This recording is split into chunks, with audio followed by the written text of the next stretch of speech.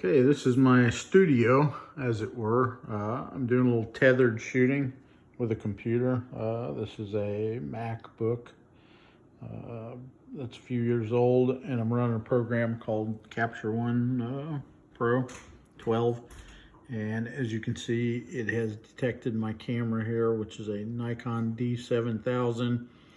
There's no lens information because I have a manual focus lens from like the 1980s, which is razor sharp. You cannot get a better focus than you will with a manual focus macro lens. This is a Nikon 105 millimeter manual focus on a D7000 body. Do our tethered shooting. Again, I am in Capture One Pro 12. Haven't upgraded to 20 yet. Here's my camera over here. I've got a 1 second exposure, which may be a bit much because it's daytime, but I don't have any other light than ambient light. And one of the things that I like about the D7000 is it's one of the cameras that has a live view. And as you can see, I just stuck my fingers in there. So before I ever take the picture, I'm messing with the lens focus right now. Before I ever take the picture, I have a pretty good idea of how sharp it's going to be or how unsharp it's going to be. And I think we're looking about the sharpest right there. That's pretty close to being good.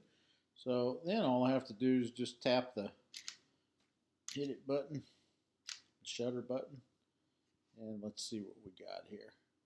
That is not a bad picture right there at all. As a matter of fact, the lighting is very good.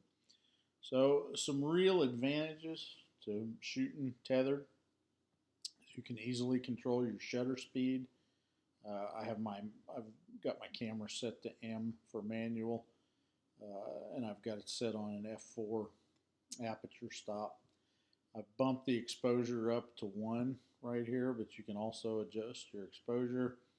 You can adjust your ISO. You can adjust your metering. You probably can't adjust the stop on the camera because it would be manual. You'd have to do that manually on the camera itself. So, but this is just a fantastic way. Let's do a longer shutter and just blow it out.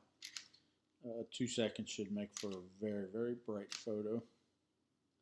See, that's a little bit too much light, a little bit too bright.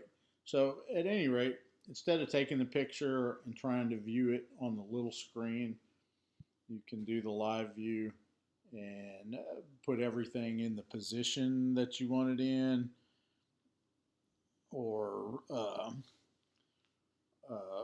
get the exposure that you want. And instead of taking the picture, looking at the little screen, taking another picture, looking at the little screen, you just tether it, and it's much easier to get the results that you want.